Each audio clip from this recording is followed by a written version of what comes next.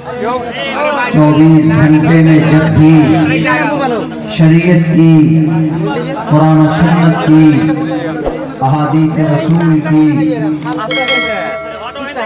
जब भी बात आए, हम तमाम मुसलमान इत्तिहाद और इत्तिफाक के साथ इस बात का सबूत पेश करते हैं कि हमें अपने कुरान से, हमें अपनी शरीयत से,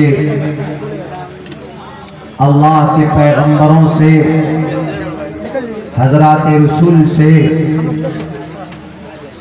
इतने अरसे और ज़माने गुजरने के बाद भी आज भी हम अपने दिलों में रुको ना जी, कैमरा साफ करते जाओ, रुको। दिल से मोहब्बत करते हैं। मेरे भाइयों, ये होना भी चाहिए। आदमी जिंदगी गुजारने के लिए दुनिया से मोहब्बत करता है, आदमी अपनी दौलत और जायदाद से मोहब्बत करता है, मगर उनसे मोहब्बत, उनसे उल्फत, उनसे लगाव और उनसीयत कामयाबी की दलील नहीं, मगर कैमरा सही करना था यार, रोशनी हो गया। अपनी शरीयत से, अपने कुरान से और नबी पाक अलैहिस्सलातु वस्सलाम से अगर आप मोहब्बत करते हैं तो इसमें आपकी कामयाबी की वाज़ेह दलील और बय्यिन सबूत मौजूद है। रोशनी और रुको।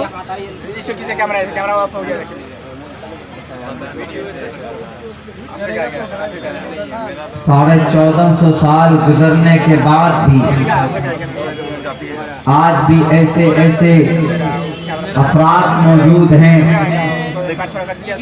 चाहे दिक्कत हो, परेशानी हो, आंधी व तूफान हो गया 2 मिनट, रुक जाओ। अल्लाह ने उनको जिसके लिए पैदा किया वो अपने उस मकसद से 1 इंच पीछे नहीं हटते, वो मुकम्मल करते हैं।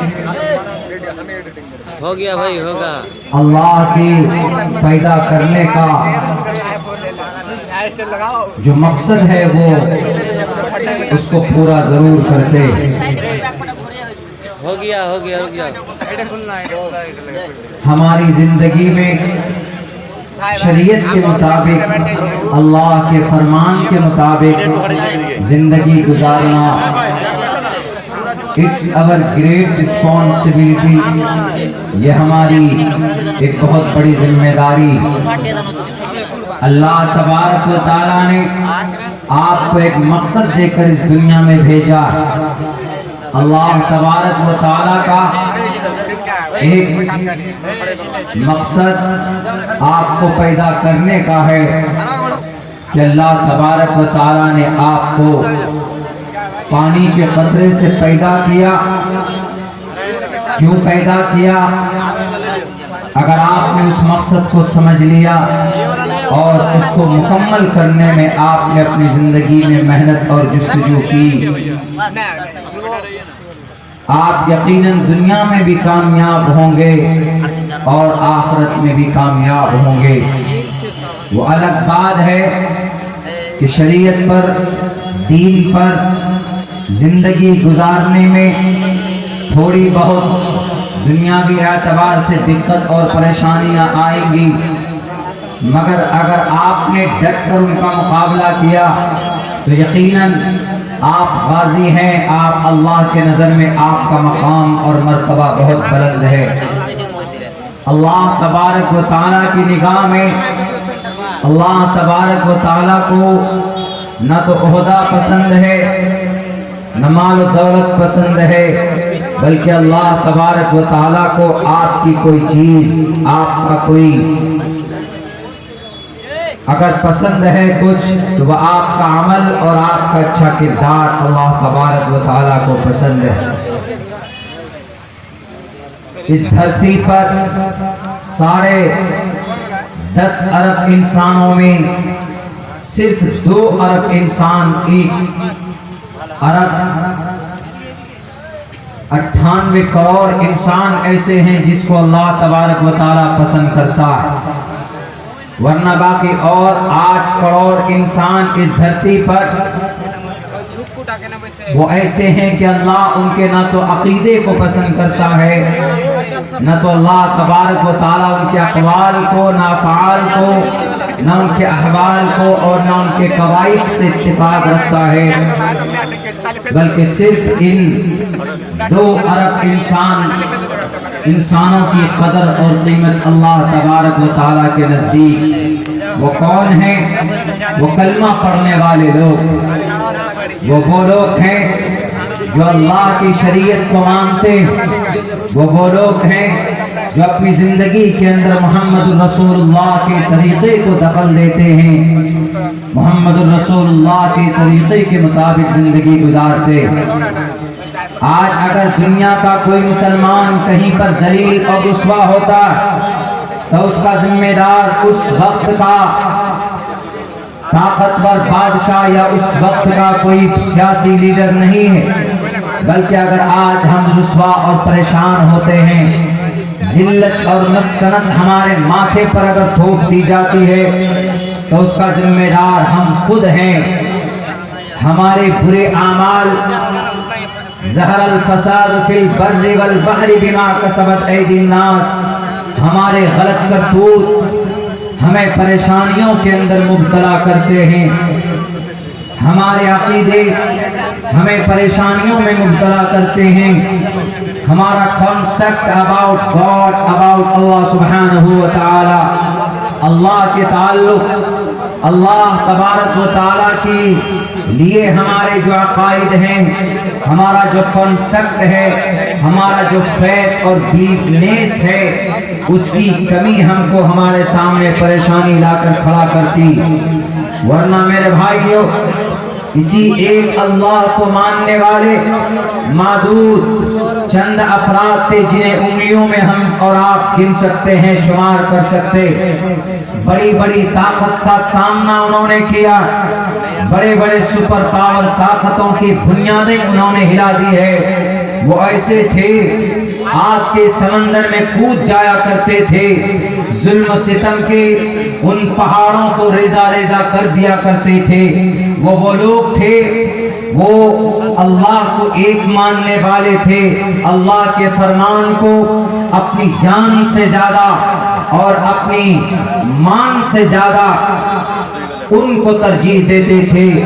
आज हम मुसलमानों की ये औकात दुनिया के सामने में जो आता है डरा कर चला जाता है, जो आता है मार कर चला जाता है। कहीं पर मुसलमान टोपी के नाम पर मारा जाता है, कहीं पर मुसलमान लिबास और यूनिफॉर्म को देखकर उनका मॉब लिंचिंग किया जाता, कहीं पर मुसलमानों को कुरान पढ़ने के नाम पर, कहीं मुसलमान माओ बहनों को बुर्का पहनने की वजह से उनकी इज्जत और आबरू नीलाम की जाती है। कहीं पर हम अगर मोहम्मद रसूलुल्लाह के मैसेज को और उनकी सुन्नत को और उनके अतवार को अगर हम आगे बढ़ाने की कोशिश करते हैं तो हमें टॉर्चर किया जाता है और हमें परेशान किया जाता है। आज हम नमाज भी पढ़ते, आज हम ज़कात भी देते, आज हम रोजा भी रखते। In spite of these things and right now we become very weak, हम कमजोर बन चुके। इसके अर्थ को, इसके वजह को ढूंढना होगा। मैं कहता हूँ कि जहाँ पर हमारी अपनी शरीयत से दूरी हमारी कमजोरी के असबाब में से एक बड़ा सबब है, वहीं पर एक सबब ये भी है कि आज का मुसलमान गिरोहों में बट चुका। आज का मुसलमान छोटी छोटी टुकड़ियों में बट चुका। आजकल का मुसलमान मुख्तलिफ जमातों में बट चुका। एक बात याद रखिए कौम के लोगों, आपको याद करना होगा बगदाद की तारीख उठाइए।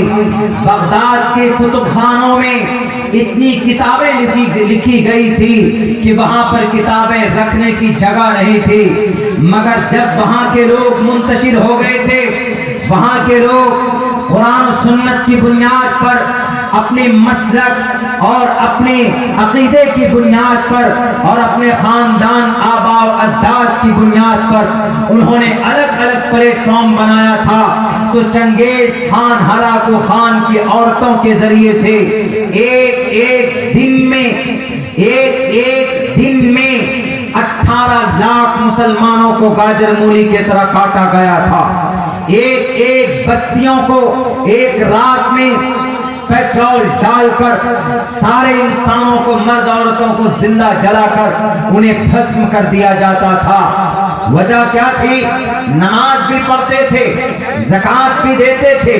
آپسی لڑائی اور آپسی انتشار نے بڑی طاقت جو وہاں کی تھی، بڑی کتابیں وہاں پر تھی اور اصول کی کتابیں رکھی ہوئی تھی، ایک مستند اسماء رجال کی کتابیں رکھی ہوئی تھی، احادیث مبارکہ کی تفاسیر کی کتابیں بھری ہوئی تھی.